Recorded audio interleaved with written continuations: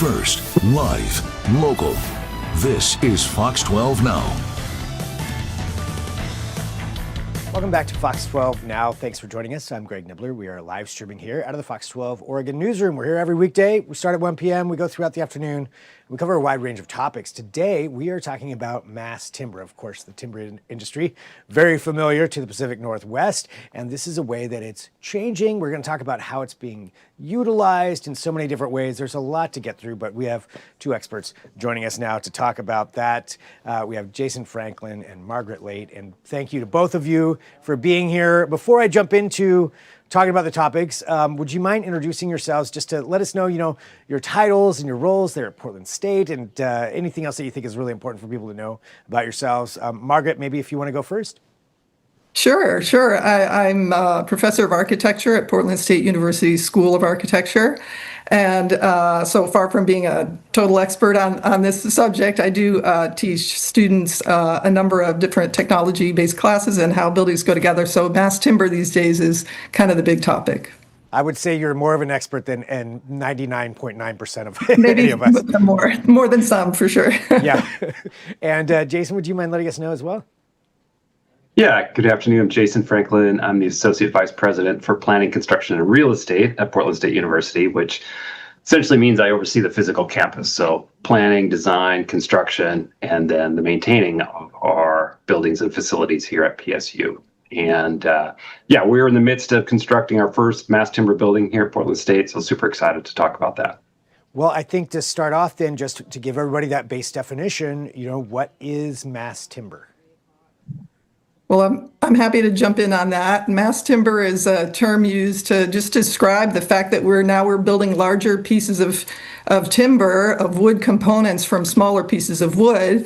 We have less large, old growth timbers to work with. And so for a while, we've been creating mass timber products like glue laminated beams and columns. Those have been around for a while because we can put, typical dimension lumber like 2x4s and 2x6s, one on top of the other, glue them together and make a larger beam or column.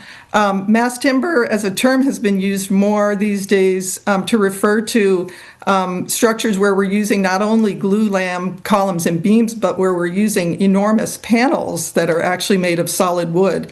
And we'll cross-laminate those members. So you might hear the term CLT used a lot. Cross-laminated timber means that those pieces of wood are just run 90 degrees, overlapping and alternating so as to make a panel that's strong in multiple directions. And these give rise to buildings that are kind of fairly quick to put together when you have large panels that are pre-made and prefabricated and can be easily cut and made to fit. And so it's utilizing, and I think what the key thing there too that you said too is these smaller pieces of lumber, of wood, like 2x4s, 2x6s, something where you don't need a gigantic, old growth one piece of wood. This is all put together through those little pieces. Exactly. And it's actually stronger than a solid piece of timber in many cases because the glue actually imparts a lot of strength to the member. And you can remove pieces of wood that have checks or splits or whatever, so the weak parts of the wood can be gone, and you can just use the stronger members, glue them all together, and you've got a really strong column, beam, or panel that can span, some large distances. I would imagine just from the harvesting standpoint too, this is utilizing a lot of wood that may have gone unused in other circumstances to make this, in the end, much stronger material. Exactly. And in the case of, say, mass plywood, which is another panel product that's being made these days, mass plywood is made from thin veneers of lumber. And in that case, you're using the wood even more efficiently. It actually uses less wood in the end, and it makes a stronger product. So yeah, it's a good use, efficient use of materials if you're okay with all the glue that goes together to make them perform. Gotcha. So yeah, the glue being one of the one component there that's obviously necessary to put this together. When it comes to building these kinds of materials, I guess from an architectural standpoint, how does this compare to what we're used to? I guess more traditional, current modern ways of building buildings using steel and things like that. Does this replace some of those materials, or is this an add-on to those? It is definitely replacing a material, and most commonly you'll see these days office buildings or even academic buildings made out of concrete. And concrete is probably known is a significant contributor to greenhouse gases, and and it has a certain feeling to it, which when you're in a concrete building, you kind of know it. And so what we've essentially done here with our new building at Art Design is replace the concrete with the mass timber columns, beams, and panels, and that takes the place of the structural, what previously had been the structural members, which were concrete. So there is steel in the building as well. So from a seismic reinforcement standpoint, we have steel at each of the corners of the building to help with seismic loads.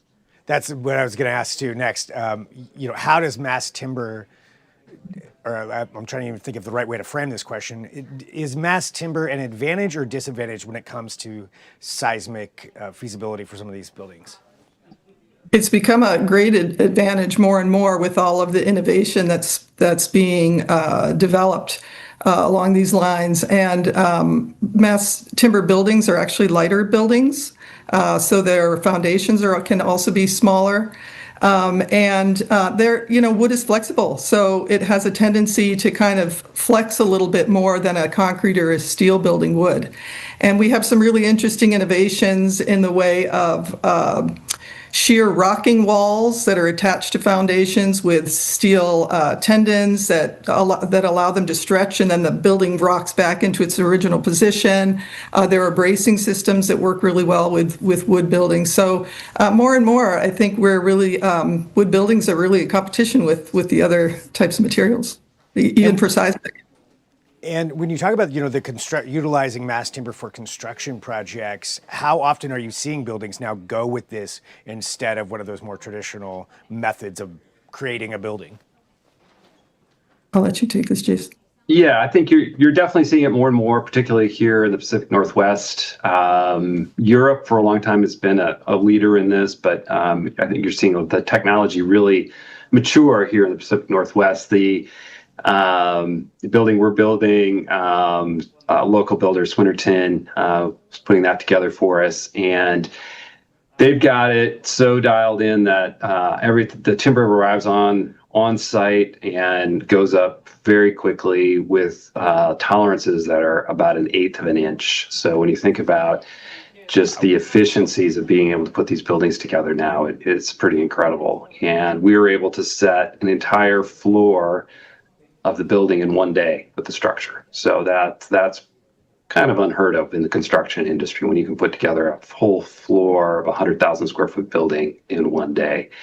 And so you're seeing it kind of up and down the West Coast. It's certainly being used both commercially. There's a number of wood mass timber buildings on the Central East Side. There's new mass timber housing building downtown that was recently completed. So more and more you're seeing it, and you're really seeing the technology improve, and most importantly, that new milling facilities are coming online here, including one of the largest ones in the United States in Millersburg, which is set to open, I believe, later this year. So that all goes into the mix to make this a very economical choice for moving forward.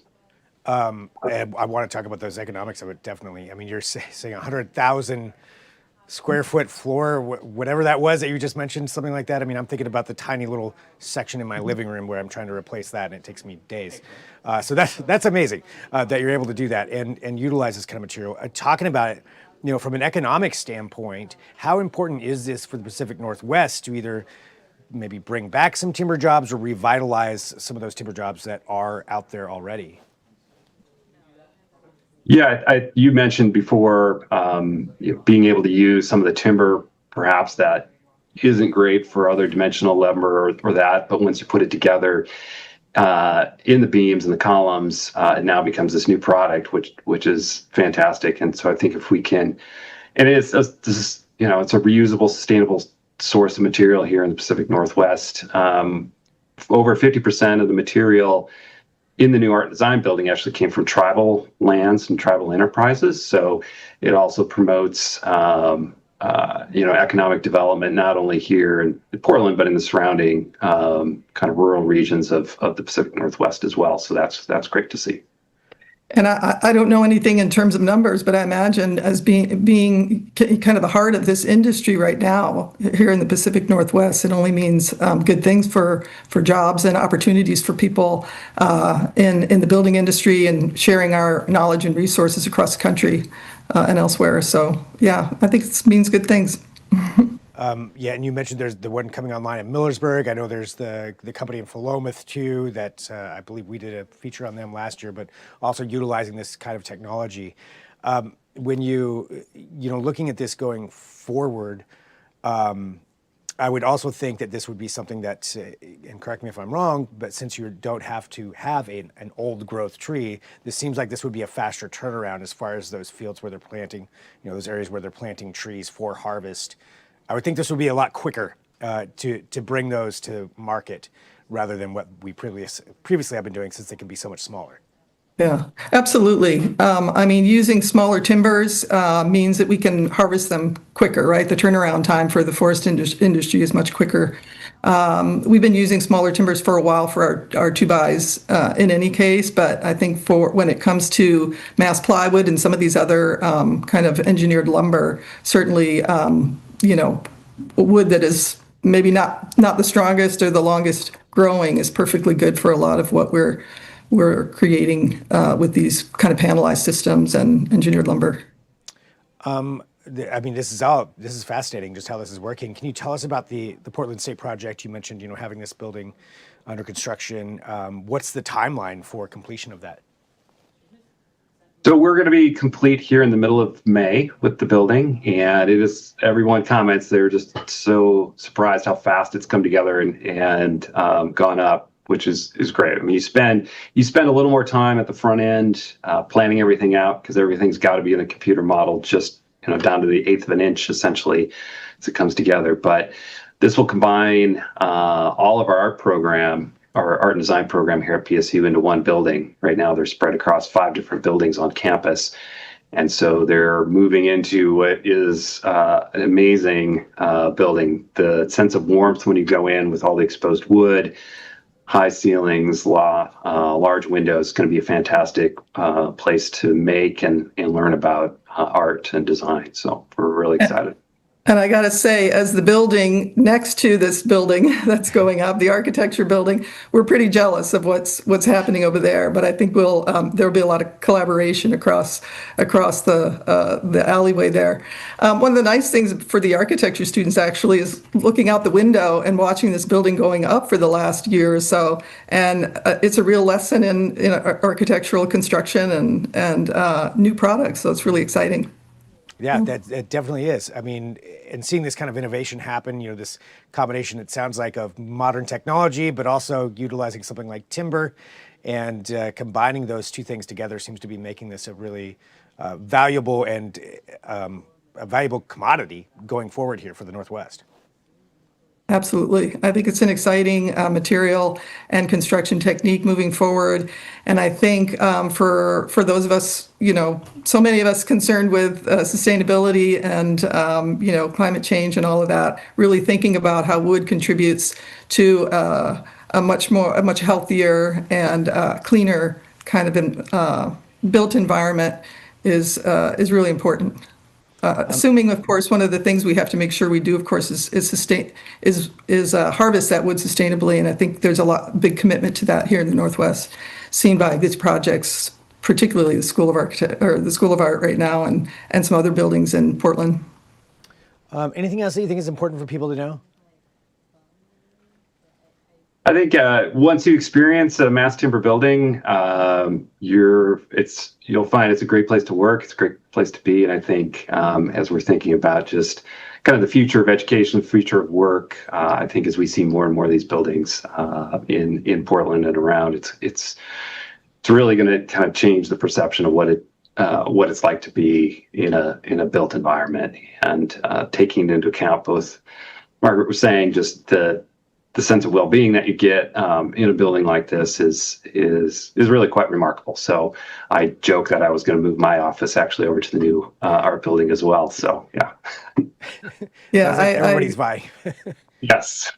Yeah, I totally agree with that. Being in an environment where you have warm woods as your surface materials surrounding you, it really makes you feel healthier already. And I think a lot of people experience that at the Portland airport as well. I mean, gosh, what an amazing space that is to be in, and you feel like you're walking through a forest. So I think timber contributes to that feeling, and it's really important.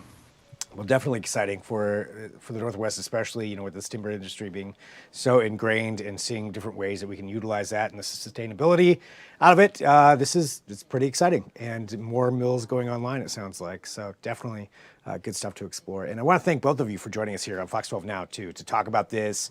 Any recommendations for people who want to find out more information on where they should go? Well, I would suggest walk into the Portland airport and take a look at see what you think about that. But certainly, you can look up Timber Lab, which is kind of the headquarters right now for all of this kind of work, and they work with a lot of the timber-focused contractors and architects in town. All right. Well, fantastic. I think. Go ahead, Jason. Yeah, and then Oregon Forestry here put out a video recently. You can Google that online that talks about what we've been discussing here and goes into a few different projects as well. So good resource that they've recently put together. A lot of exciting stuff. Well, thank you both for joining us here just to talk about this, and get this, work out some of the understanding of what this actually is and getting that out to people. So really appreciate your time, and thanks for being here on Fox 12 Now. Absolutely. Okay. Thanks for the opportunity. You bet. And for everybody watching, again, we are live streaming here. We're going to go ahead and take a break. You'll see the programming switch, so just stick right where you're at. But we will be here for any breaking news should that happen. I know that we're going to be hearing from Governor Kotek a little bit later on in the show. If there's breaking news, I'll also have that for you. But until then, I'll talk to you soon. I'm Greg Nibbler. This is Fox 12 Now.